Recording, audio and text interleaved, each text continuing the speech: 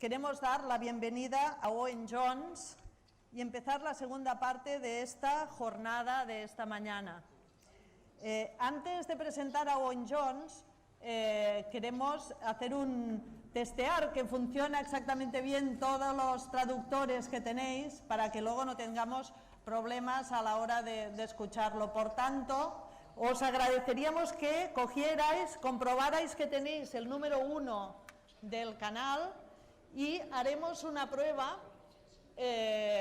Por tanto, cuando oigáis, os pediremos que levantéis la mano para comprobar que realmente va bien.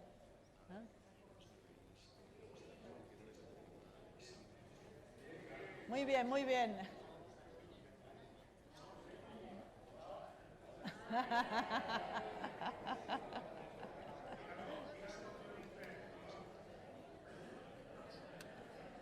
De acuerdo. Bueno, pues vamos a seguir. Ya tenemos esto primero hecho, ¿no? En primer lugar, querría agradecer a Owen que nos haya querido acompañar en un día muy señalado para nosotros y nosotras, y en un momento en el que estamos reflexionando en este marco que le hemos llamado Repensar Comisiones Obreras. Reflexionamos cuáles son los cambios que debemos llevar a cabo para hacer frente a los retos que tenemos por delante. Owen Jones, para aquellos que no lo conocéis, nació en Sheffield un 8 de agosto de 1984 y creció en Stockport, que es en la conurbación, en el Gran Manchester. Es periodista, es escritor y es activista. Y es uno de los referentes actuales de la izquierda, tanto en el Reino Unido como en el resto de países de Europa, y como es el caso de nuestro país. Escribe habitualmente en The Guardian, tiene una columna, y en otros medios, y es una de las personas reconocidas como más influyentes por su opinión en el Reino Unido. Os recomiendo la lectura de sus artículos, porque tenemos la oportunidad de leerlos a través del diario.es, porque salen allí publicados, y en especial yo os recomendaría los últimos que ha escrito sobre el Brexit, sobre el informe Chilcot, es decir, sobre el papel de Blair en la guerra de Irak, o sobre el atentado homófobo de Orlando. Es una persona comprometida con la izquierda y los movimientos sociales, y en este sentido decir que está implicado en el movimiento LGTB, que participó activamente en la campaña de Jeremy Corbyn para la Secretaría General del Partido Laborista y que también ha participado activamente en la campaña contra el Brexit. Ha publicado 2 libros, Chaps, la demonización de la clase obrera y el establishment, que son muy útiles para entender los mecanismos que ha utilizado y utiliza el neoliberalismo para ganar la batalla de las ideas y los mecanismos de funcionamiento de las élites que dominan el pensamiento y los resortes del poder, y donde ha recuperado para el debate y la construcción de alternativas el concepto de clase trabajadora y el de la lucha sindical. Defiende la función de los sindicatos como organización de los trabajadores para luchar por sus derechos, pero a la vez sitúa que los sindicatos deben cambiar drásticamente, tienen que comunicar mejor y enfatizar los éxitos del movimiento sindical. También opina que la izquierda se tiene que reinventar y para ello es necesario que se vuelva a organizar con las comunidades de la clase trabajadora, crear estructuras de empleo seguras, etc. Si no, no tenemos ni futuro ni esperanza. Reflexiones y retos que nosotros y nosotras como organización también nos estamos planteando. Así pues, le doy la palabra directamente a Owen y de nuevo agradezco que quiera compartir con todos nosotros y nosotras sus reflexiones y planteamientos. Tienes la palabra.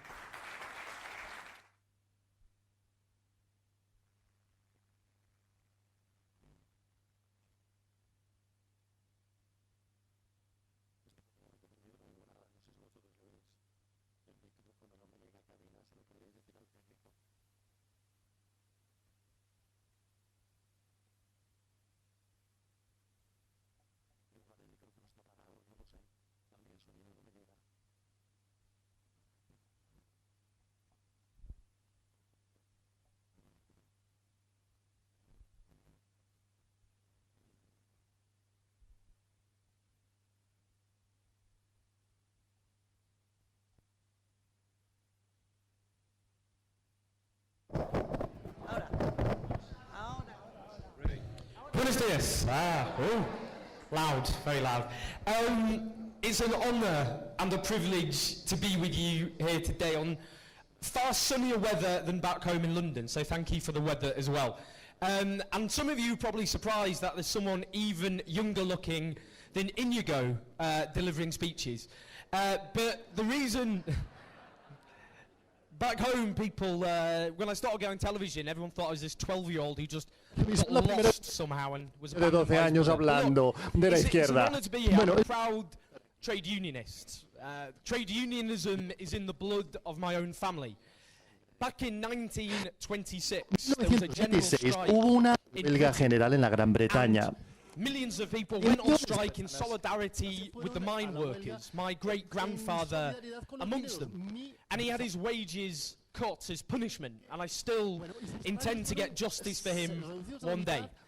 And throughout the last generations, my parents, my grandparents, my great-grandparents have all been active, dedicated members of our trade union movement. And here's the point about trade unionism. Firstly, it's an international movement. One of the great slogans of our movement is an injury to one is an injury to us all. That when Catalan or Spanish workers are attacked, then British workers are attacked as well. Our struggle is one and the same, and it can't know any borders. We're an international movement. Now, trade unions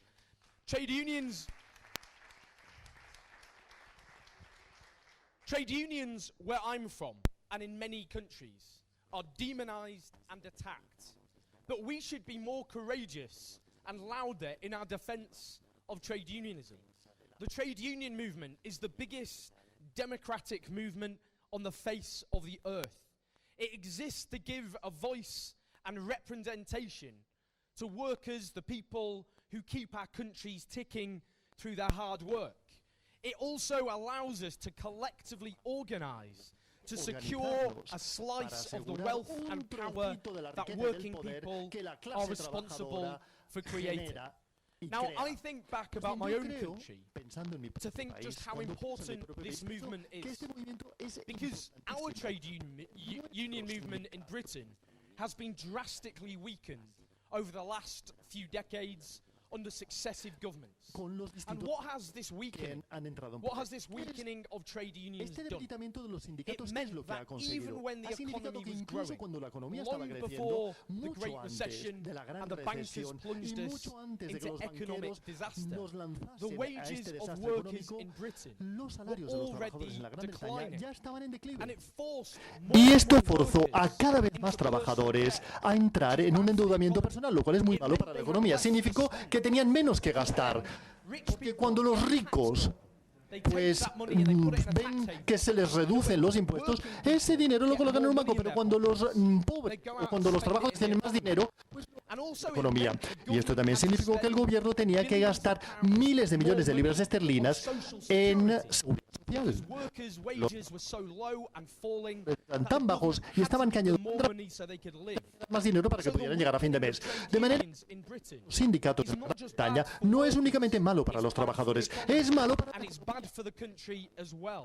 If we had a stronger trade union movement in Britain, then we would have a much healthier economy and a much healthier society as well. Saludable también. Lo bueno para el sindicalismo es bueno para todos nosotros. Pues yo vengo una situación de crisis profunda. Yo amo mi país, pero nunca me he sentido más preocupado por su futuro. Seguramente todos habréis visto el referéndum que se llevó a cabo hace un par de semanas. Bueno, fue un referéndum que se gestionó sobre la base de mentiras y mentiras y mentiras por parte de los que llevaban a cabo la campaña, los de la campaña del salir. Y lo que ha hecho esa campaña ha envenenado, literalmente ha envenenado el debate político británico, porque no se trataba de un debate sobre la Unión Europea, lo que se nos dio. A cambio, se trataba de un referéndum sobre poner, digamos, buscar chivos expiatorios y demonizar a los inmigrantes, a los refugiados y a personas de otros países. Chivos expiatorios, sistemáticamente. Un ataque sistemático para culpar a los extranjeros de todos los problemas a los que se enfrentan los trabajadores británicos. Pues bien, la retórica era aterradora, aterradora. Los inmigrantes eran retratados como violadores, asesinos, terroristas, criminales. La retórica de esos inmigrantes y extranjeros como amenaza al pueblo británico y a su seguridad. Y esa retórica ha causado una consecuencia devastadora terrible. Desde el referéndum, los delitos de odio han aumentado vertiginosamente. Personas de distintos países están siendo atacadas en las calles y se les dice, vete a tu casa. Esa es la consecuencia de ese referéndum. Pues bien, de lo que hablamos cuando hablamos de la demonización, de buscar un chivo expiatorio, un cabeza de turco, los trabajadores británicos como los trabajadores españoles no tienen una escasez de problemas. Tienen una falta de vivienda que puedan permitirse, porque el gobierno no ha construido la vivienda social que se necesitan. Los salarios están estancados o están cayendo, entre otras palabras, entre otras causas, porque los sindicatos han sido debilitados. No hay los trabajos, digamos, decentes y seguros han salido de la economía debido al fracaso del gobierno para defender los trabajos industriales cualificados decentes. Estos son problemas no causados por los inmigrantes, no causados por los extranjeros, sino causados por los políticos más poderosos en los estamentos más altos, que lo que hacen es, digamos, culpar a los extranjeros por todo lo que ellos han causado. Y eso es una tragedia en parte porque que personas de las izquierdas como yo mismo nos tenemos que responsabilizar de esto. Porque cuando tenemos los problemas, estos problemas de falta de vivienda asequible, falta de trabajos seguros, salarios que caen en picado, servicios sociales que caen debido a los recortes presupuestarios del gobierno. Todo esto es apoyado por una sociedad que coloca a los beneficios antes de a las personas. Es una sociedad a favor de una élite pequeñísima, más que una sociedad gestionada en aras del interés de la clase trabajadora. Y ese es el mensaje. El mensaje que personas como yo habríamos debido enfatizar y habíamos debido expresar de manera mucho más eficaz. Y ahora vemos las consecuencias que esto ha tenido en la Gran Bretaña. Un país que actualmente se enfrenta a un declive con amargura y los trabajadores los derechos de los trabajadores garantizados por la Unión Europea ahora están bajo amenaza debido a la consecuencia del referéndum. Y yo os quiero pedir una cosa. Los problemas a los que nos enfrentamos en la Gran Bretaña no serán resueltos en la Gran Bretaña únicamente. Las injusticias y los problemas a los que nos enfrentamos todos no son todos iguales, son de diferente escala. Pero tenemos tantas injusticias que compartimos en común. Y la gente que lucha contra estas injusticias son las mismas. Y a menos que nos demostremos mutuamente la solidaridad en épocas como esta, a menos que estemos mano sobre mano, ellos ganarán. Porque ellos son más fuertes y están más determinados y están más unidos a nivel transfronterizo. Y la única esperanza para la Gran Bretaña es que si vosotros estáis de nuestro lado, aquí en Cataluña y en España y en toda Europa, todos estaremos juntos y venceremos estas injusticias que compartimos en común. Y las personas que están arriba, que, bueno, se han salido con la suya desde que han lanzado al país al desastre en 2008. Y hay tanto resentimiento y tanta odio, tanta furia en todo el mundo occidental en estos momentos. Y esto va en dos direcciones distintas. En una dirección, la xenofobia, el odio de Donald Trump, del Front Nacional de Francia, como UKIP de Nigel Farage en mi país. Y la extrema derecha austríaca, que está a punto de convertirse en tener la presidencia de Austria. Si hay un alto fracaso, estar esperando en toda Europa, y aquellos de nosotros que creemos en una política de la esperanza, en una política no de culpar a nuestros vecinos y a los inmigrantes y a los refugiados y a los desempleados y a los pobres, de todos los problemas a los que nos enfrentamos todos, tenemos que hacerlo mucho mejor. Tenemos que organizarnos mucho más eficazmente, porque si no, seguramente serán los tipos como Donald Trump, Marine Le Pen y Nigel Farage los que serán victoriosos. Y no tiene por qué ser así. Cuando hablamos de las injusticias a las que nos enfrentamos, aquellos que defienden la justicia, aquellos que defienden el status quo, que creamos que la injusticia es como el mal tiempo, es como el tiempo. Te puedes quejar de que llueva, pero no hay nada que puedas hacer al respecto, porque simplemente el mundo es así. Si llueve, llueve. Pero aquellos de nosotros que creemos en una política de la esperanza, pensamos de manera distinta. Toda injusticia es causada y es transitoria y puede ser superada con suficiente determinación y resistencia. Y yo estoy aquí con un sindicato, con una historia orgullosa de eso exactamente. Un sindicato sindicato con una historia orgullosa de luchar contra la dictadura, en una época en que aquella dictadura parecía que era una dictadura invencible y eterna y que nunca caería, pero cayó. Y cayó gracias a personas y personajes como este sindicato y su determinación y resistencia. Cuando España se volvió a convertir en una democracia, este sindicato tuvo un papel fundamental en ese. Tenéis que sentiros tan orgullosos. Sois todos nosotros, porque nos habéis enseñado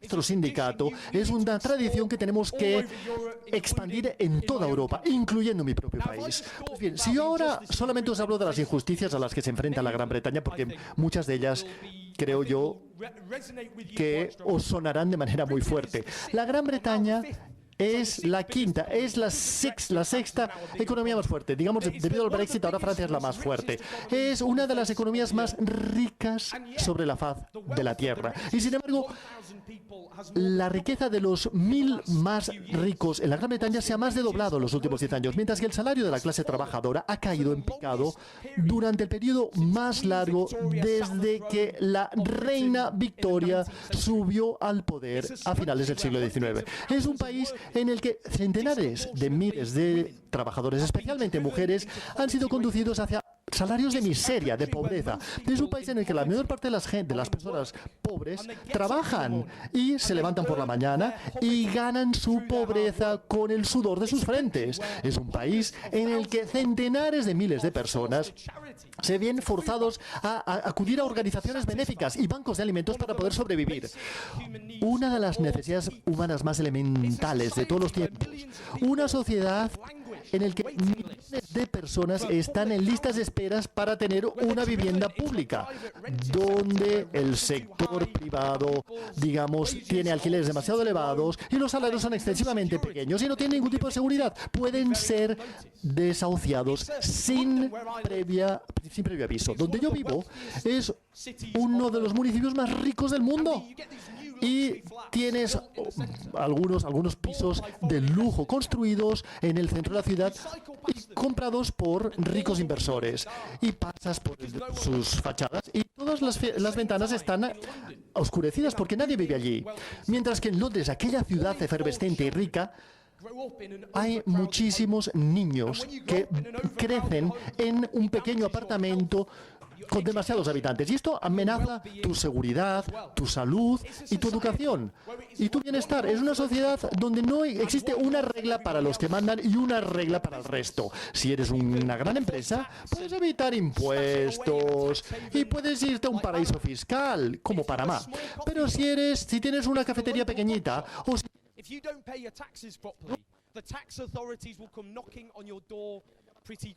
muy rápidamente. Es una sociedad en la que los bancos y los banqueros han sido rescatados no por el dogma del libre mercado, han sido rescatados por el Estado. Se han convertido en el salvado por la seguridad social más importante de la sociedad. Y toda la gente que pide subsidios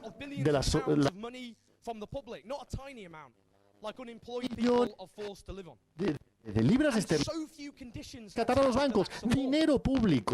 Y ese dinero no está para Gran Bretaña, más bonificados directivos que en cualquier otro país de la Unión Europea. Por lo tanto, no ha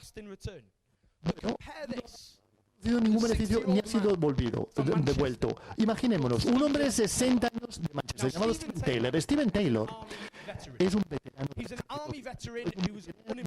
ejército. And if you're 60 years old and you're unemployed, it's hard, it's tough to find another job. Era un lugar de trabajo, pero él estaba haciendo todo lo que podía. Y entre tanto,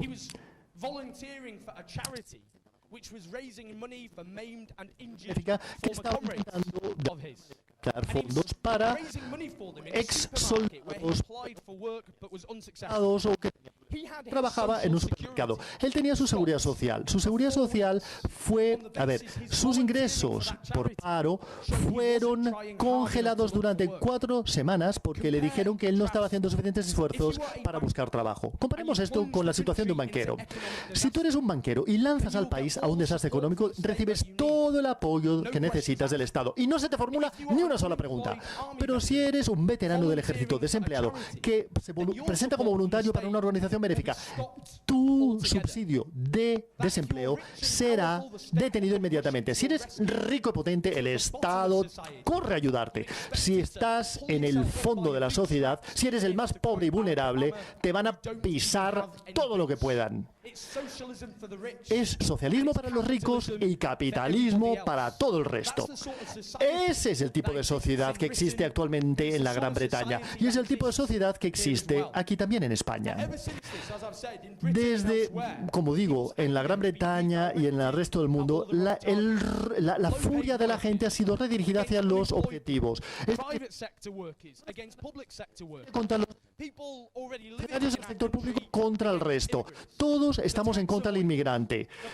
Los banqueros, los que tienen su dinero en el paraíso fiscal, todos estos, a estos se les ha permitido, pasar desapercibidos porque todos nos estamos saltando a la yugular. Los unos contra los otros, los de la misma clase. No podemos aceptar esta resignación. Hace algunas semanas colgué en las redes sociales algo sobre el escándalo de los papeles de Panamá y lo coloqué en el internet y la respuesta que recibí es que no fue de furia o de rabia en absoluto. La respuesta es, bueno, ¿y qué esperabas? Son así. Después me dirás que el Papa es católico. La gente se habría sentido más sorprendida si los ricos no pagasen impuestos. Esa resignación es mortífera. No podemos aceptar eso como simplemente así es el mundo. No podemos hacer nada al respecto. La gente se tiene que enfurecer. La furia no es suficiente, sin embargo. Existe un político heroico británico, un icono llamado Tony Benn, que murió hace 2 años. Y él dijo que la manera de acometer el cambio es la llama de la furia y la llama de la esperanza. Esas son las 2 antorchas que necesitamos. Y yo las he visto en los últimos años visitando España. He visto la manera en que la gente, en vez de aceptar los desahucios, en vez de que les saquen a patadas de sus casas, se han defendido y han creado un movimiento antidesahucios. Y he visto los indignados, donde centenares de miles de españoles de diferentes historiales se han unido para luchar contra el establishment. He visto figuras que nos han servido de fuente de inspiración, como Ada Colau y Manuela Carmena. Personas que existen como políticas, no para autoservirse, sino para representar al pueblo que los ha elegido. Vosotros, españoles, nos habéis dado ejemplos que necesitamos desesperadamente en toda Europa. Cuando en todo el continente, en vez de seguir vuestros pasos, demasiado a menudo nos estamos culpando mutuamente de todos nuestros problemas y dificultades. Por lo tanto, compañeros y compañeras, amigos míos, siempre tenemos que recordar, en épocas difíciles y duras como las actuales, pasamos ahora mismo por épocas dificilísimas y durísimas, que la manera de lograr un cambio no es esperando para que la caridad de los poderosos y la buena voluntad de los poderosos, no, es organizándonos desde abajo. Todos los derechos y libertades que tenemos no nos fueron regaladas como un acto de caridad. Los poderosos no esperaron en Europa un día y dijeron, mira, hoy me siento generoso, le voy a dar el derecho a votar a las mujeres porque son tan bonitas. No.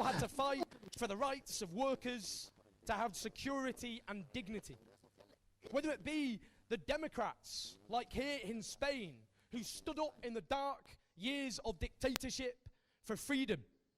Whether it be women who are now portrayed in Hollywood films as heroes, but when they fought for the right to vote, they were demonized and hated. And in my country, they were grabbed by police officers and thrown into cells with tubes forced down their noses.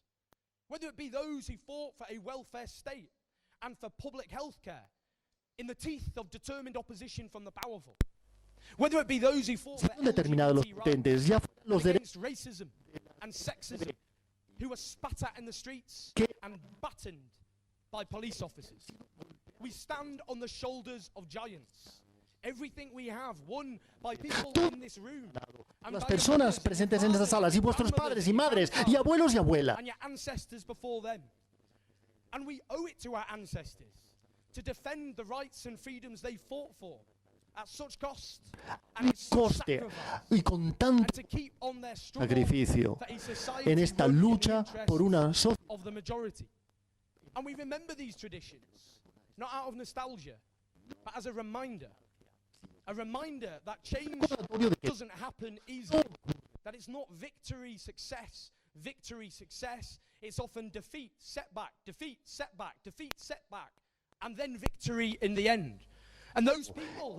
Y aquellos que lucharon por la democracia y la justicia social en sus épocas, parecería que todo el mundo estaba contra ellos. Eran odiados, perseguidos y demonizados y estigmatizados, pero al final ganaron. Y como el pueblo de este gran país ha luchado por su democracia y por los derechos de los trabajadores y los derechos de las mujeres en el pasado y han ganado, ganaremos de nuevo.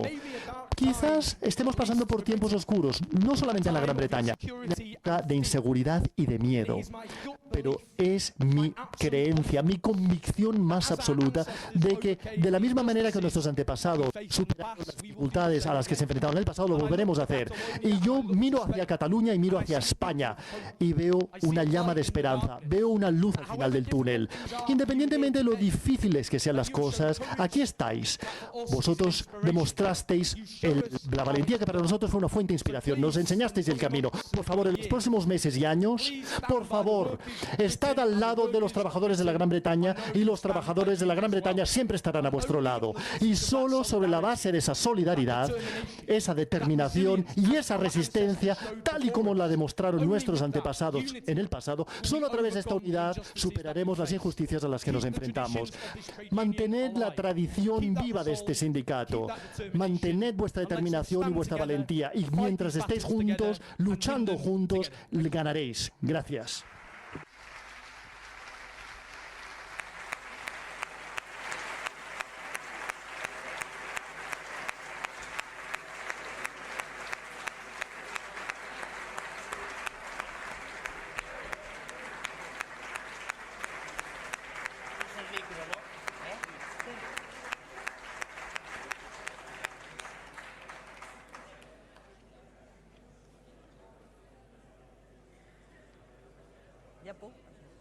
Bueno, muchas...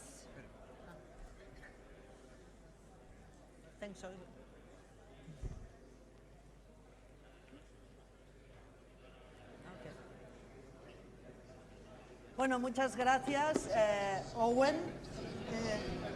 Creo que de sobra se ha cubierto las expectativas que teníamos cuando lo invitamos a que nos acompañara hoy.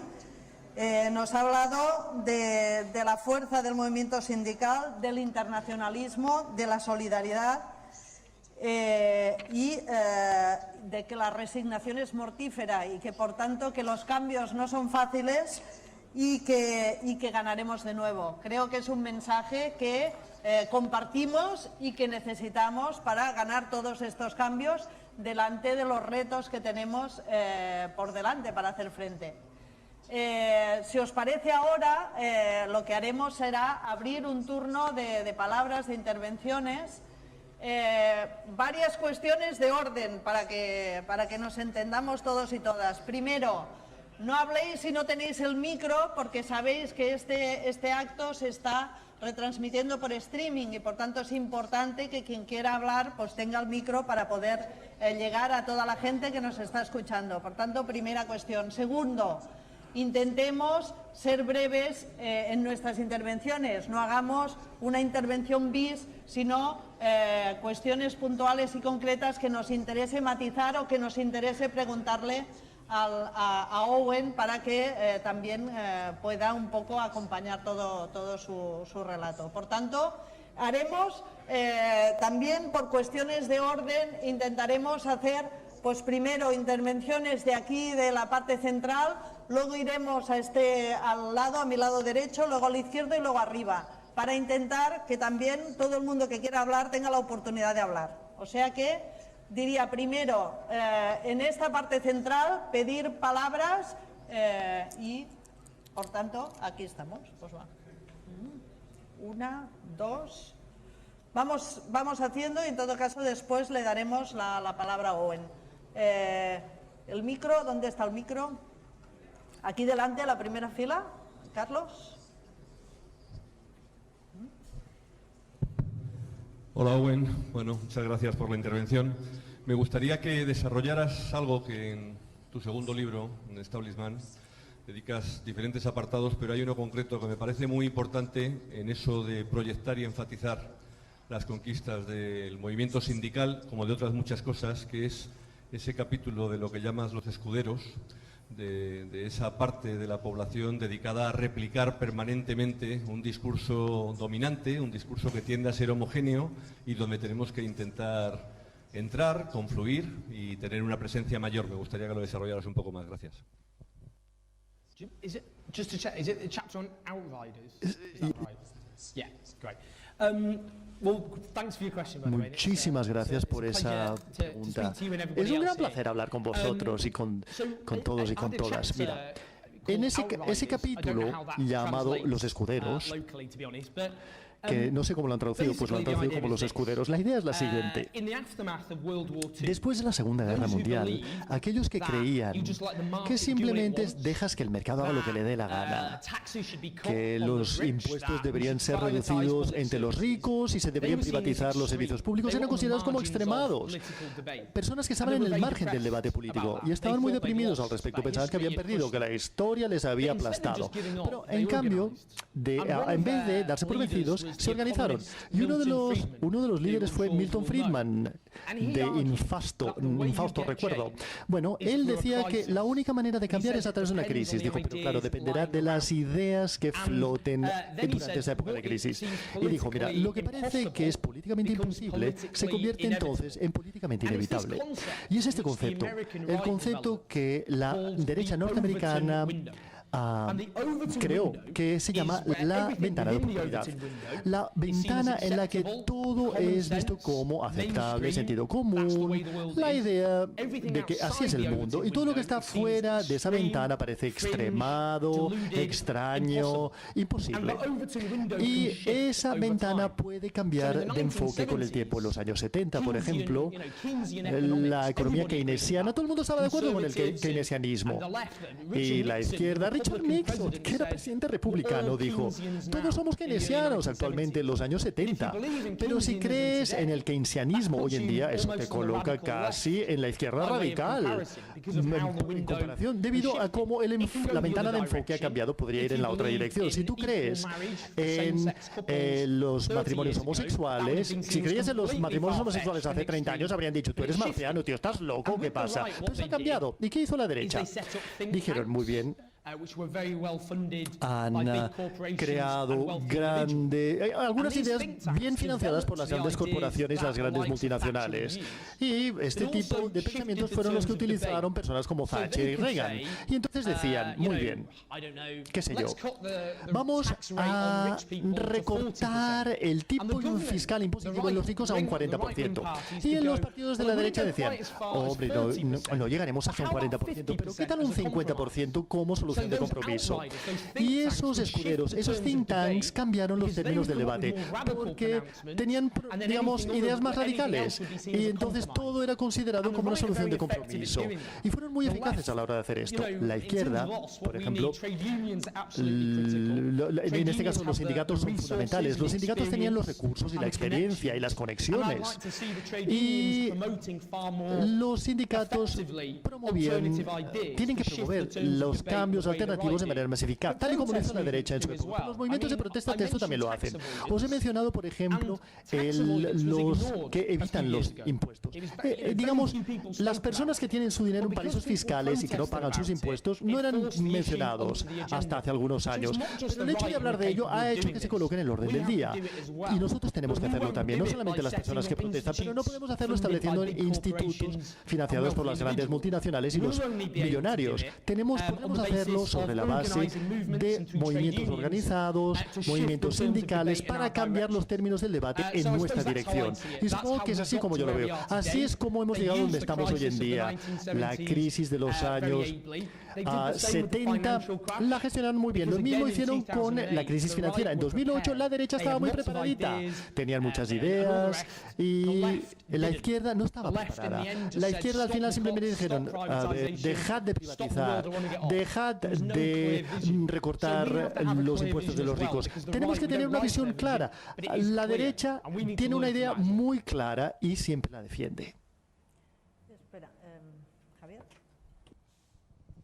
Gracias, enhorabuena por tus palabras. Me gustaría hacerte una... Espera que no se ha puesto el auricular. Gracias, enhorabuena por tus palabras. Me gustaría hacerte una pregunta. Las consecuencias de la ampliación de una Unión Europea a 28 países, la situación que se dio hace un año en Grecia, las amenazas de multa a España y Portugal, viene a dibujar una Unión Europea segmentada en lo económico y en lo político. Pero eso también está empezando a tener reflejo en las opiniones de algunas organizaciones sindicales más pendientes del país donde toman las decisiones sobre el área geográfica y económica en la que se encuentran, que de ese movimiento de solidaridad internacional, de compartir preocupaciones y expectativas de futuro. Sobre esto también has opinado alguna vez ya. ¿Qué perspectivas crees que puede encontrar el movimiento sindical en una Europa que tiene más tendencia a centrifugarse y disgregarse que a recuperar un marco de una Europa social, democrática y referente como modelo social en todo el mundo?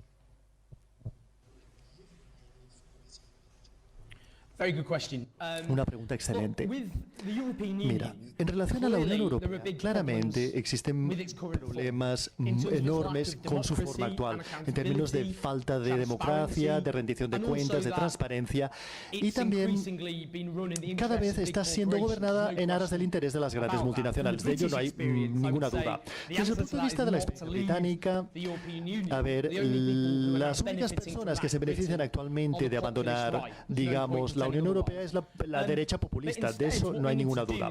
Lo que tenemos que hacer es unirnos en toda Europa para cambiar la Unión Europea. Y yo creo que eso puede hacerse, porque tú has dado el ejemplo de Grecia. Y Grecia es una sociedad que ha sido absolutamente arrasada en los últimos años. Más de la mitad de los jóvenes, como aquí, están desempleados, con consecuencias devastadoras. Si no tienes trabajo cuando eres joven, seguramente estarás estresado mentalmente, sufrirás de ansiedad y sufrirás de desempleo y de salarios bajos el resto de tu vida.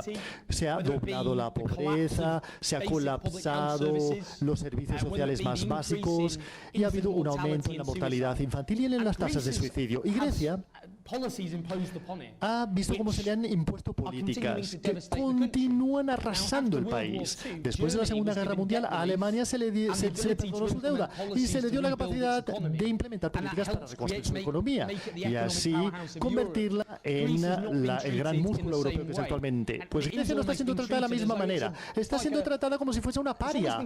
Casi está siendo tratada como un país que ha sido vencido en la guerra. Así está siendo tratada Grecia, como un vencido de guerra.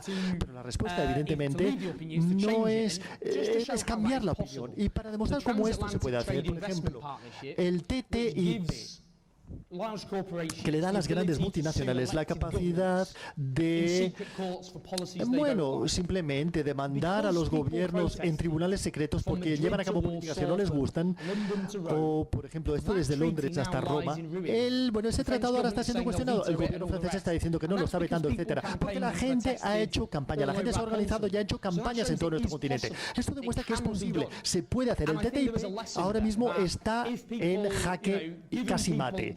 Por lo tanto, de personas desde España hasta Polonia que están haciendo campaña contra el TTIP y están haciendo campañas juntos. Y esto ha sido un gran éxito.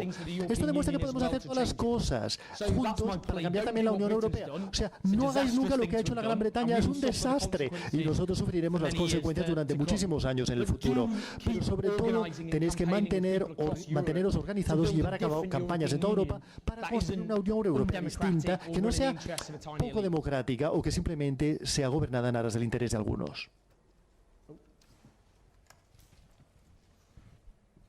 Sí, buenos días, muchas gracias, Owen. Yo quería hacerte una pregunta con respecto al Brexit. Hello, I'm here. Con respecto al Brexit, es cierto que hay sindicatos como Unite o Unison que han trabajado ferozmente por explicar a sus afiliados las consecuencias devastadoras que podía tener el Brexit. Pero también hay sindicatos británicos que optaron por no definirse o por dejar libertad a sus afiliados sobre cuál era la opción que tenían que votar, ¿no? Dicho esto, independientemente de los medios de comunicación y del ataque feroz que han hecho los medios de comunicación, un elemento de autocrítica que tú aportarías al debate de por qué ha fallado la campaña del Leaving dentro de lo que es el trabajo de la izquierda, del Partido Laborista.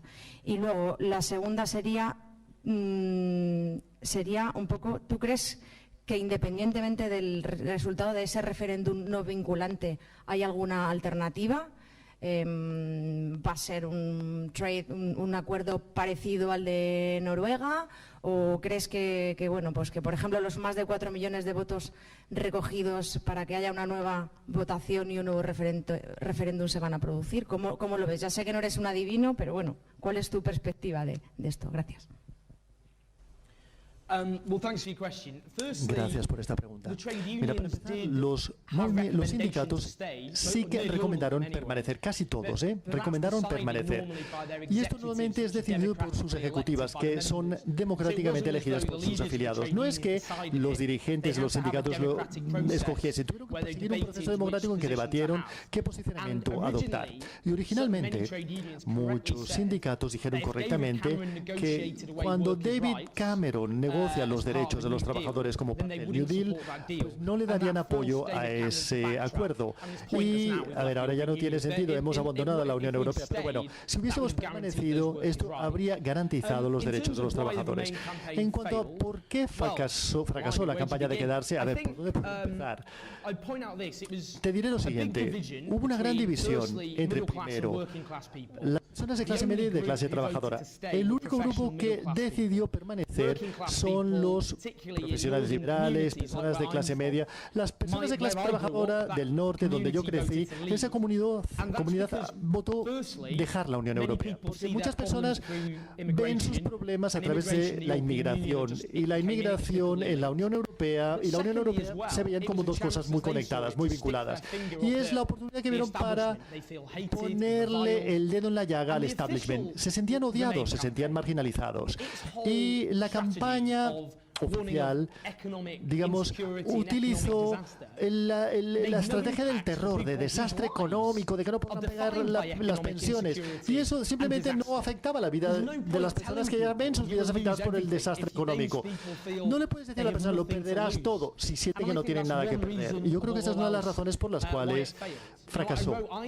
Yo pensaba que sería Brexit. Yo escribí un artículo hace 2 semanas antes del resultado y dije, el odio y la rabia de la clase trabajadora y la desilusión que sienten y la decepción que sienten, a menos que se haga algo para superarlo en las próximas 2 semanas, la Gran Bretaña votará a abandonar la Unión Europea, y eso es lo que ocurrió. La otra división es entre jóvenes y viejos. Los jóvenes, el 75% de los jóvenes votaron a favor de permanecer en la Unión Europea. No fueron todos los británicos los que votaron abandonar la Unión Europea. Hubo una gran división generacional, sin lugar a dudas. También las personas de minorías étnicas, personas negras, etcétera, que votaron a favor de permanecer también. Pues aquí es donde nos encontramos. En lo que se refiere a la izquierda, el problema es que la campaña de permanecer en la Unión Europea era percibida como una batalla conservadora interna, porque David Cameron había convocado este referéndum no porque pensase que fuese bueno para el país, sino porque era una manera de tratar con sus propias divisiones internas del partido. Y era percibido como una lucha interna, una lucha intestina dentro del gobierno, dentro del Partido Conservador.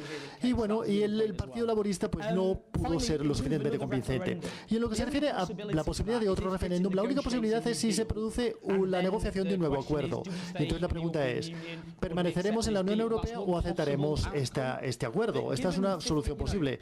Pero dada que la gente votó a favor de abandonar la Unión Europea. Si hubiésemos votado a favor de permanecer y luego la campaña de abandonar dijesen, vamos a tener otro referéndum, la gente que votó vamos a permanecer diría, no, oye, ¿por qué? Ya hemos votado que nos quedamos. O sea, la batalla a favor de permanecer ha perdido, punto y se acabó.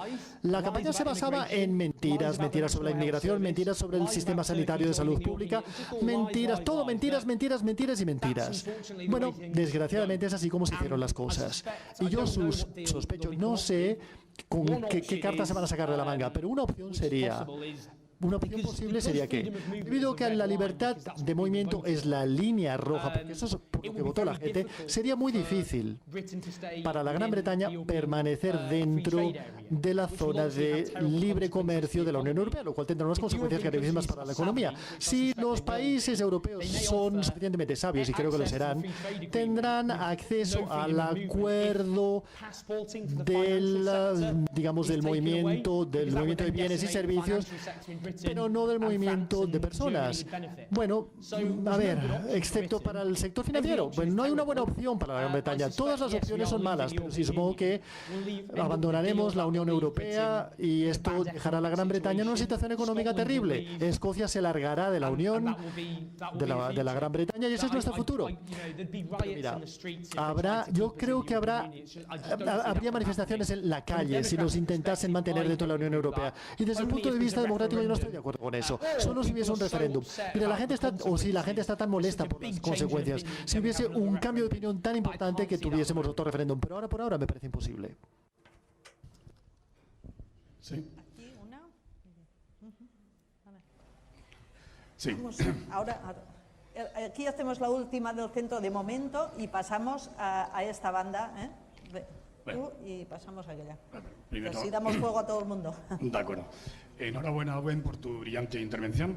Y yo te quería formular dos preguntas. Es verdad que la mayoría de los teóricos del postcapitalismo, en este caso yo te considero a ti y también a Mason y demás, estáis hablando de los tres grandes desafíos que tiene la sociedad en el futuro y la civilización en el futuro, como es el desafío del crecimiento sostenible, la equidad, y se nos determinará la civilización, y también la prevalencia de todo lo que es la política ante el mercado, ¿no? Esos tres grandes desafíos, después planteáis la importancia que tiene el volver al sindicalismo, ¿no? El sindicalismo internacional y el sindicalismo en la sociedad.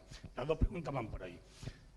Hay un repliegue del sindicalismo internacional a lo nacional, como está pasando en otras teorías, en otras políticas. ¿Qué opinas del tema y qué se tenía que hacer? Y también, por supuesto, la segunda es: el sindicalismo sigue siendo fuerte en mayoría de los sitios, en la sociedad, en las empresas y también en los centros de trabajo, como nos está pasando en España, pero no hemos replegado de la sociedad. ¿Cómo ves tú el tema? ¿Qué podemos hacer para que el sindicalismo, para luchar con la globalización, tenga más poder internacional, y cómo el sindicalismo ocupa más terreno en el ámbito social, que es donde va a ser más decisivo? Gracias. Gracias por esa pregunta. A ver, ¿por dónde empiezo? A ver, yo recuerdo en el año 2011, yo estaba en Lisboa durante una huelga general en Portugal. Y una semana y media más tarde hubo la mayor huelga en la Gran Bretaña desde el año 1926, aquella huelga en la que castigaron a mi abuelo. Y nadie en Portugal, o muy pocas personas en Portugal o en la Gran Bretaña, sabían que estaban a punto de irse a la huelga. Y se iban a la huelga por razones similares: ataques contra el sector público, ataques contra los derechos de los trabajadores, etcétera. Pero no hubo ninguna tentativa de crear un vínculo entre ambas luchas. Y yo creo que esto ha sido una tragedia en los últimos años. El fracaso de coordinar nuestras acciones por parte de los sindicatos a nivel internacional, incluso si sus trabajadores sufren de los mismos tipos de ataques: reducciones impositivas entre los ricos, aumentos de los impuestos indirectos entre los más pobres, reducción de los servicios públicos, reducción de los salarios, etcétera. Y no ha habido coordinación, sin embargo. Ese es el desafío. No sé por qué no se ha producido esto. A ver, siempre ha habido barreras culturales y lingüísticas que intentamos superar gracias al intérprete. Pero es a través de Internet y a través... A ver, es más fácil viajar hoy en día que nunca. Tenemos cada vez menos excusas para no vincularnos. Tenemos que hacer algo al respecto. Esto es fundamental. Que los sindicatos empiecen a coordinarse de una manera más internacional. Porque el capital es global y, por lo tanto, el trabajo tiene que ser global también. Y en cuanto al poscapitalismo, un punto interesante, y no sé si esto es relevante a tu pregunta o no, pero, o sea, me perdonarás si no tiene nada que ver con tu pregunta, pero bueno, es un tema... Los trabajadores cada vez están en situación más precaria y el sindicalismo se tiene que adaptar, en parte, porque en el pasado teníamos comunidades alrededor de fábricas, minas y colonias fabriles. Esto cada vez es menos. La gente trabaja en los supermercados y en centralitas, y las comunidades no se basan alrededor de los supermercados. Y la gente hace distintos trabajos durante un año. A menudo hay personas desempleadas que trabajan un tiempito y luego dejan de trabajar. O sea que el trabajo es cada vez más precario y el sindicalismo tiene que adaptarse. No nos podemos organizar en el lugar de trabajo únicamente o a nivel comunitario únicamente, aunque esto es fundamental. Y otra cosa es el tema de los ingresos básicos, que han sido debatidos en todo el mundo occidental. La tecnología solía crear más trabajos de los que destruía, o sea que la creación del ordenador personal destruyó muchos trabajos antiguos, pero también creó muchos nuevos puestos de trabajo. Pues bien, actualmente en la Gran Bretaña predicen que la tecnología podrá destrozar 11 millones de puestos de trabajo, no solamente trabajos poco cualificados, sino también trabajos profesionales de clase media también. Y con el trabajo haciéndose cada vez más precario e inseguro, tiene sentido tener un ingreso básico para, de alguna manera, sustituir el estado del bienestar en su forma actual, para dar a las personas estabilidad y seguridad, más que lo que tenemos actualmente, que es un mundo cada vez más precario y difícil. A mí me gustaría ver a los sindicatos defendiendo esto, defendiendo la necesidad de unos ingresos básicos. Creo que esto forma parte del futuro. Hola. Mi siguiente pregunta es sobre juventud y es qué ideas tienes ante la situación actual laboral juvenil caracterizada por esta discontinuidad, esta precariedad general, esta temporalidad extrema, y cómo los sindicatos, cómo el sindicato se puede adaptar a esta nueva realidad.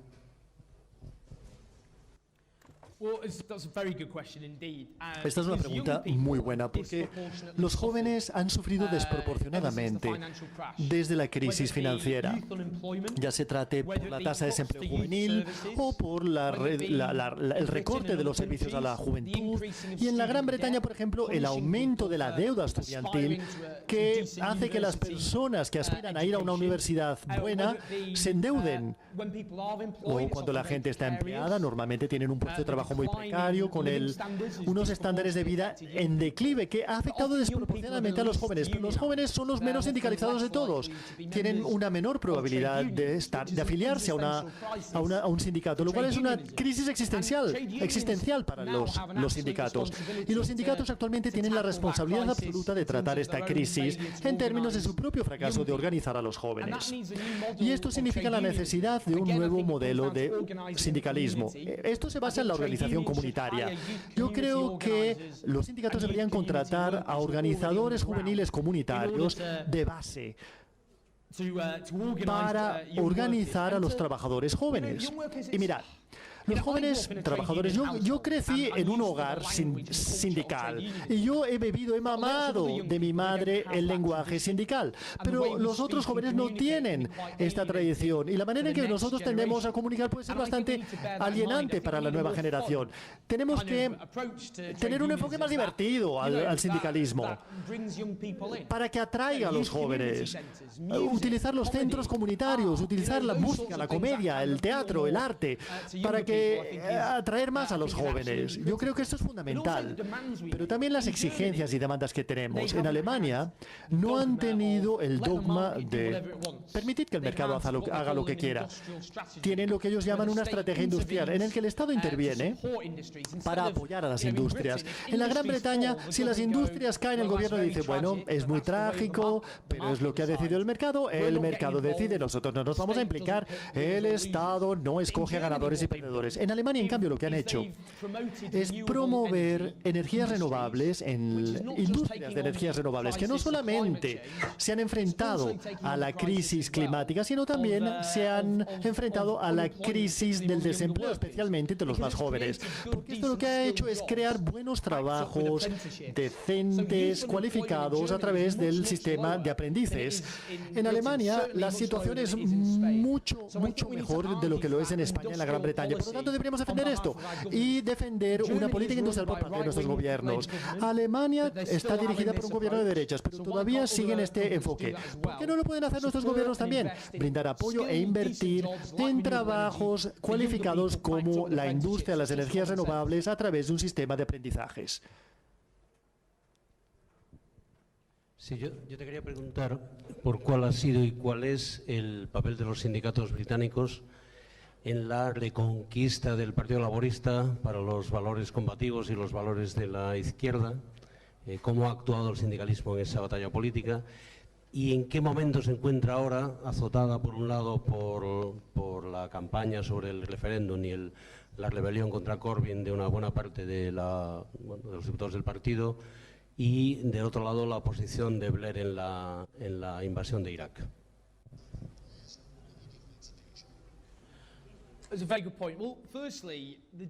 Qué interesante. Mira, una de las mayores diferencias entre la Gran Bretaña y España es que nosotros tenemos un sistema electoral distinto. Esto significa que es muy difícil tener partidos políticos separados o en la izquierda o en la derecha. Porque, por ejemplo, si UKIP, un partido de derechas, muy de derechas, si ellos en la última elección general, desgraciadamente ganaron 4 millones de votos, pero Jeremy, si un solo miembro del Parlamento de estos solamente tienen un parlamentario de los 6, o sea, no tenemos una representación proporcional. Eso significa que, a ver, sería como si en España Podemos y PSOE, los socialistas, formasen parte del mismo partido. Esa es la situación que tenemos en la Gran Bretaña. Es como si estuviesen forzados a formar parte del mismo partido. El Partido Laborista es distinto de todos los otros partidos socialdemócratas porque fue fundado por los sindicatos para ser el brazo político, la voz política del movimiento sindical. Y es por eso que se llama el Partido Laborista, no se llama el Partido Socialista o el Partido Socialdemócrata. No fue fundado explícitamente para ser un partido socialista. Siempre ha tenido una división interna entre los socialistas, los socialdemócratas y, más recientemente, los neoliberales. Y esto, en parte, hace que sea una coalición muy inestable. Y esto lo podemos ver. Podemos ver cómo entra en erupción, como ha ocurrido hace pocas semanas. Y Tony Blair, tienes mucha razón hablando de la guerra de Irak. La guerra de Irak fue una de las grandes calamidades de nuestra época. Y él, la semana pasada, fue acusado por un informe del establishment mismo, acusándole de la calamidad que causó esa invasión de Irak. Y en el Partido Laborista actual, una de las razones por las cuales Jeremy Corbyn se convirtió en líder del Partido Laborista es la furia que sentían muchas personas en el Partido Laborista por Irak y sus consecuencias desastrosas. El Partido Laborista no tiene opciones fáciles en estos momentos. Yo me temo que tendremos una elección general. Los conservadores han tenido una elección para escoger un nuevo dirigente.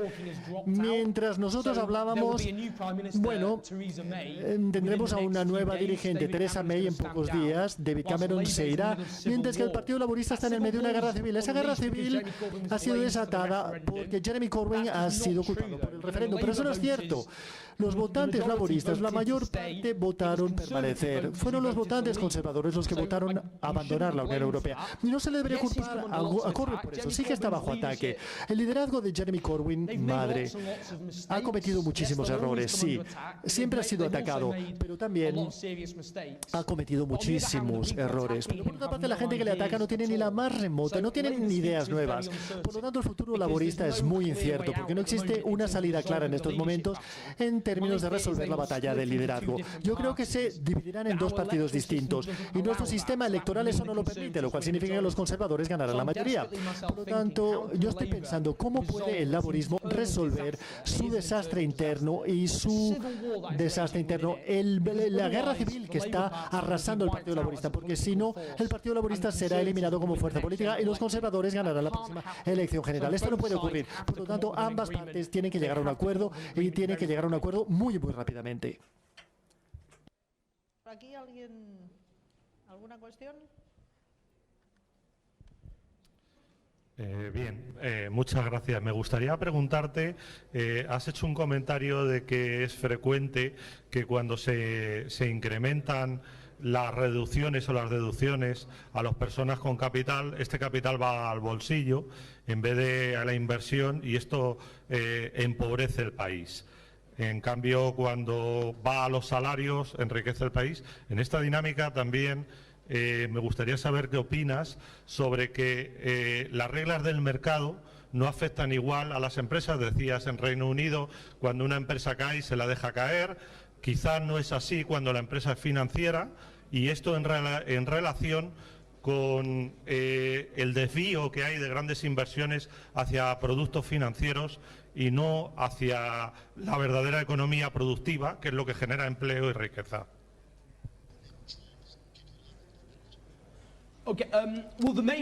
A ver, lo que yo intentaba decir no eran tanto reducciones fiscales sobre los asalariados, sino cuando los trabajadores tienen un aumento de salario, cuando ganan mejor. Eso es bueno para la economía porque significa que gastan más dinero en la economía local. Y cuando los trabajadores gastan más, no lo ahorran como lo hace una persona rica. La persona rica coloca su dinerito en un paraíso fiscal. El pobre se lo gasta en la economía doméstica. La razón por la cual no están gastando ahora es porque no tienen dinero, no porque estén ahorrando. Y esto también significa que el gobierno gasta menos en seguridad social, también. Y también esto reduce la deuda personal, porque la deuda personal sube porque los salarios de las personas no están aumentando proporcionalmente con el coste de la vida. Eso es lo que yo intentaba decir. Es bueno para la economía y es bueno para el trabajador. Y la otra cosa, a ver, hay una regla para los que están arriba y otra regla para los que estamos abajo. Y las reglas del mercado no se aplican a las personas que están arriba. Los bancos fueron rescatados, fueron socializados. ¿Qué hicimos? Nacionalizar la deuda y privatizamos los beneficios. O sea, que fueron salvados por el Estado y en vez de ser nacionalizados como Dios mando y bajo un control público democrático, continuaron sus negocios como antes, de manera que no tenían órdenes claras en términos de dar crédito a las pymes y reducir las bonificaciones de sus altos directivos o salarios de extorsión para los mayores, los dirigentes, sino que siguieron como si nada hubiese sucedido, mientras que para el resto el apoyo del gobierno desde la crisis financiera se ha reducido. Y en cuanto a los evasores de impuestos, son los ricos y las grandes empresas de alguna manera dependen del gobierno. El gobierno depende del gobierno depende de construir ferrocarriles y autopistas y la investigación y desarrollo que las empresas privadas utilizan para desarrollar sus productos, y el gobierno paga la seguridad social y subvenciones porque las empresas no pagan el salario que deben de hacer. El Estado paga la formación de la mano de obra y paga la policía que mantiene la ley, el orden y las propiedades privadas de los grandes propietarios, es decir, que necesitan del Estado. Y sin embargo, las grandes empresas no quieren contribuir y quieren evadir impuestos, roban del Estado, quieren que el Estado gaste dinero en aras de su propio interés, pero ellos no quieren contribuir. Esto demuestra de nuevo que hay una regla para los que están arriba y una regla para los que están abajo. Y lo de las reglas del mercado realmente no se aplican a las grandes empresas. Es una mentira que la regla del mercado se les aplique. Otra aquí, sí. Y luego si hay alguien arriba que pida la palabra. Vale. Hola. Gracias porque siempre en tus libros y en tus intervenciones hablas muy bien de las organizaciones sindicales, que tenemos ya una larga historia como nosotros, ¿no? Y como nosotras, y que, bueno, es de agradecer a una persona tan joven, ¿no? Por lo que decías antes y comentaba la compañera del problema que tenemos las personas más jóvenes y su incorporación a las estructuras del sindicato. Es decir, sí, siguiendo esa lógica de lo que hablabas, ¿no? Y de que sabemos, el empleo cada vez más precario juvenil y todo lo que hablabas de los centros de trabajo, etcétera, descentralización y todo lo demás, si además la gente joven no se está incorporando ahora para ser los dirigentes de mañana a las organizaciones sindicales fuertes, pues no tendrán organizaciones sindicales fuertes. Entonces se suma la precariedad laboral también a la precariedad, digamos, de organizaciones fuertes que defiendan a la clase trabajadora, ¿no? Creo que en este momento las personas que estamos aquí somos los y las responsables de que eso no suceda. Pero si tienes alguna sugerencia, pues te lo agradeceríamos. Bueno, yo no sé cuál es exactamente la situación sindical en España, especialmente en la situación de los jóvenes y los sindicatos. Yo pienso que es similar a la que existe en la Gran Bretaña. Y esto me remite al hecho de que los trabajadores jóvenes comunitarios y su papel. Después ¿os acordáis de la rebelión que hubo en la Inglaterra hace unos años?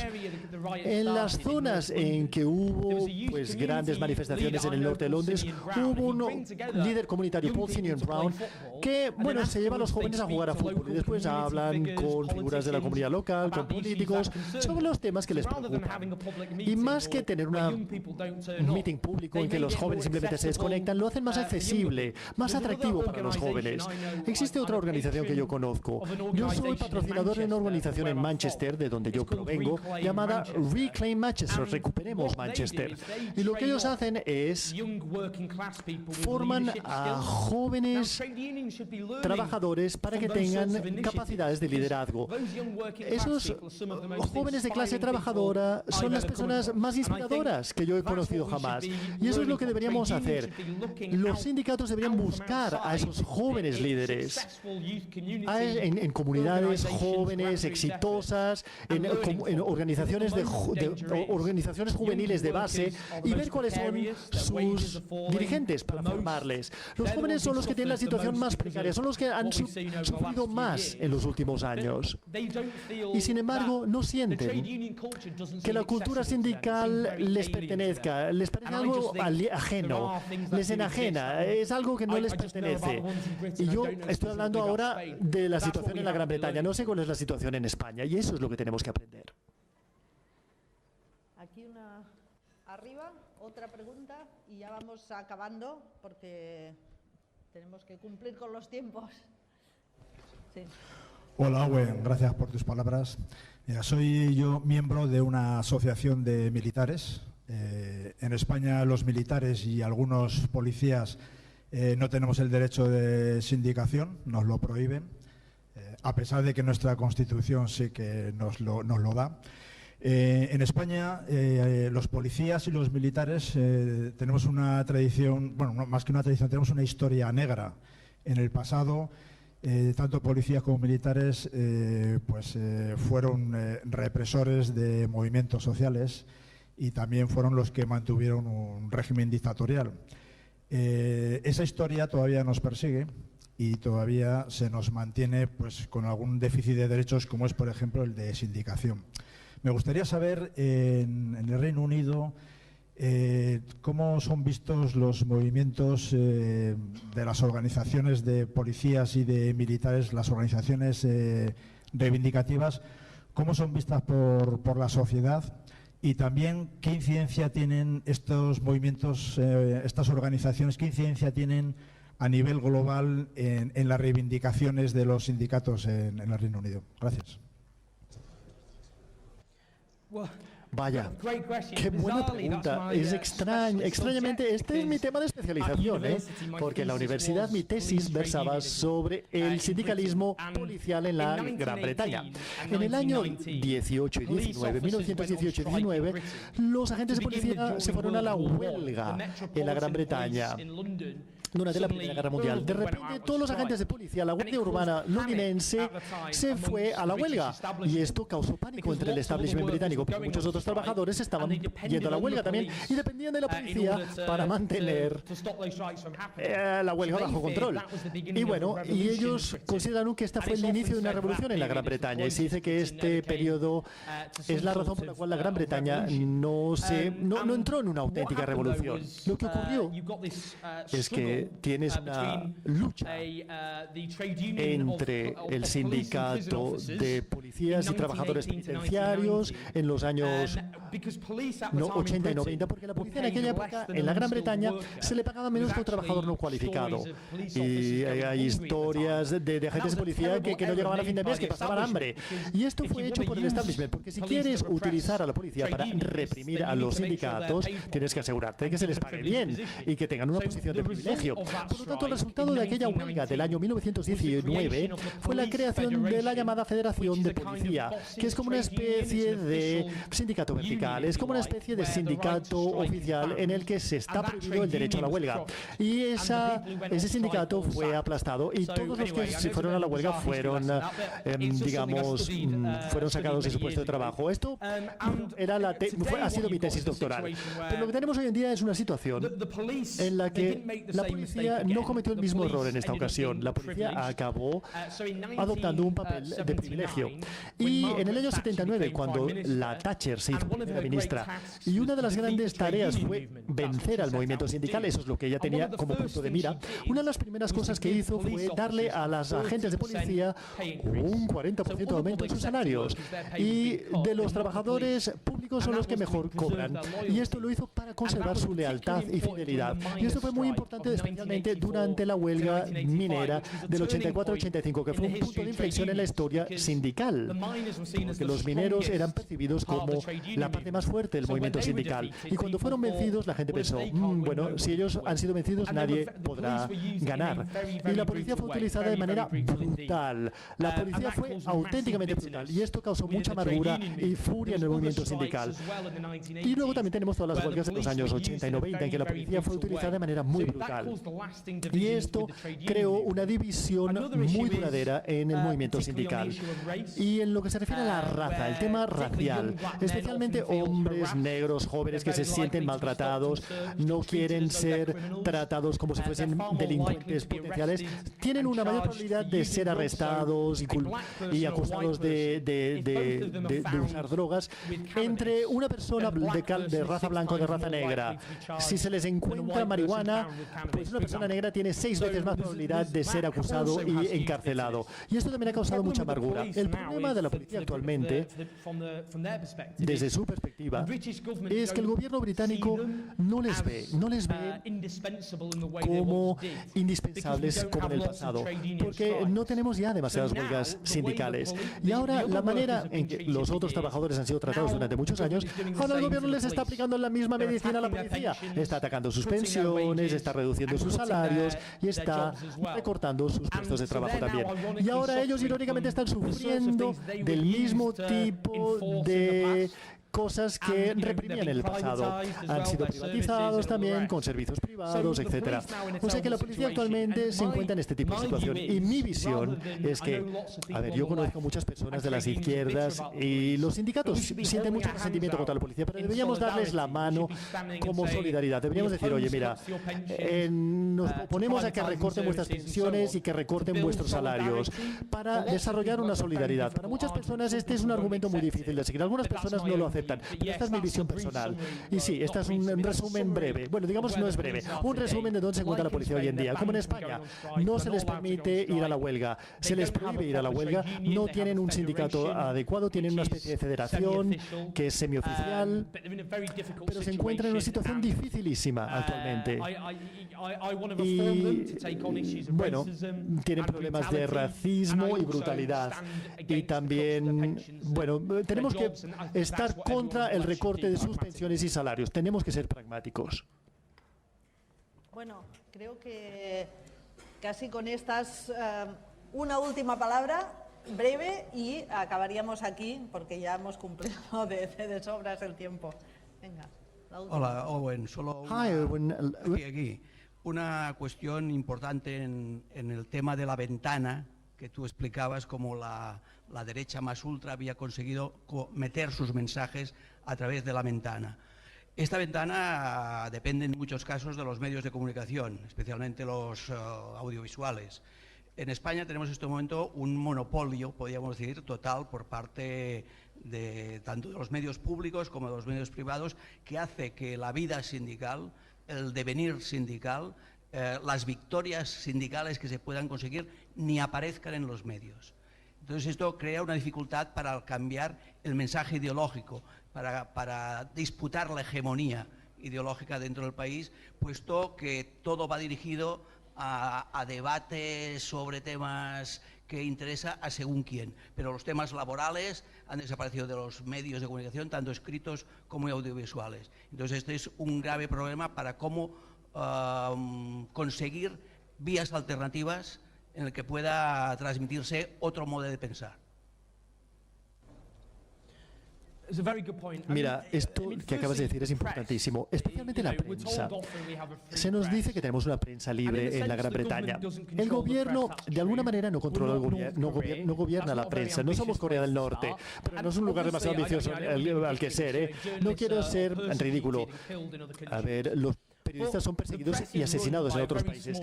Pero en la Gran Bretaña, digamos, hay algunos millonarios que son los propietarios de la prensa y que defienden algunos intereses. Y ellos son los que deciden cuáles son los términos aceptables del debate en nuestro país y lo que no es aceptable. Ellos son los que lo deciden. Y los sindicatos, el movimiento democrático más grande de España y de la Gran Bretaña, reciben muy poca cobertura. Y la cobertura que reciben normalmente es bastante negativa. Son atacados y demonizados y estigmatizados. Y no solamente, como dices tú, la prensa, sino todos los medios audiovisuales y el resto que simplemente sirven los intereses de la oligarquía propietaria de la prensa. Por lo tanto, en términos de qué podemos hacer al respecto, vamos a ver.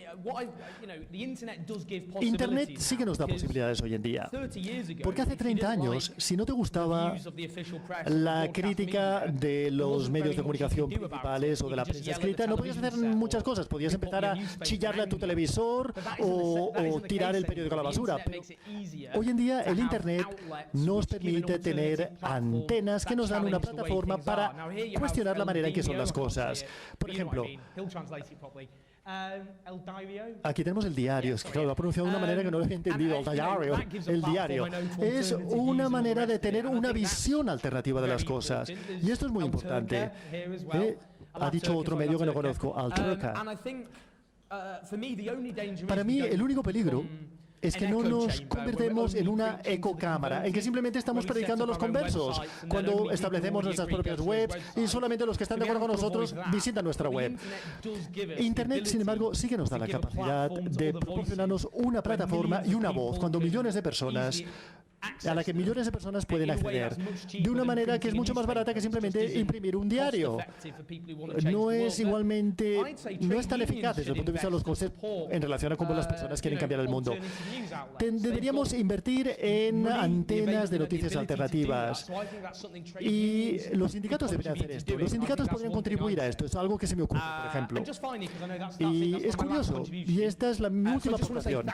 Mi última aportación es, bueno, daros las gracias. Las gracias porque a mí me habéis formulado preguntas fantásticas. Y quiero enfatizar lo que he dicho anteriormente sobre la solidaridad. Repetirlo. Si dañan a uno, nos dañan a todos. Tenemos que enfrentarnos a las injusticias. No lo podemos hacer país por país. Tenemos que unirnos todos a nivel transfronterizo. Por eso estoy aquí. En los años venideros nos enfrentaremos a muchas injusticias y problemas y dificultades que sufriremos. Pero tenemos que permanecer unidos, juntos. Nunca tenemos que permitir que nos dividan, porque los de arriba están muy unidos y divide y vencerán es lo que hacen. Y por favor, darle un aplauso a mi intérprete por su buen trabajo. Gracias.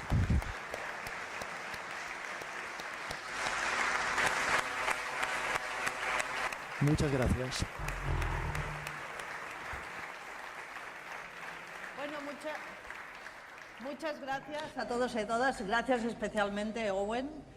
Creo que ha sido muy agradable este espacio que hemos podido compartir, porque además tus intervenciones se hacen desde la complicidad de pensar que todos somos lo mismo. Y por tanto, creo que tiene el valor de haber podido escuchar tu charla desde esta complicidad. Y por eso, de nuevo, te doy las gracias encarecidamente. Y te digo hasta siempre y bienvenido a Barcelona. Gracias.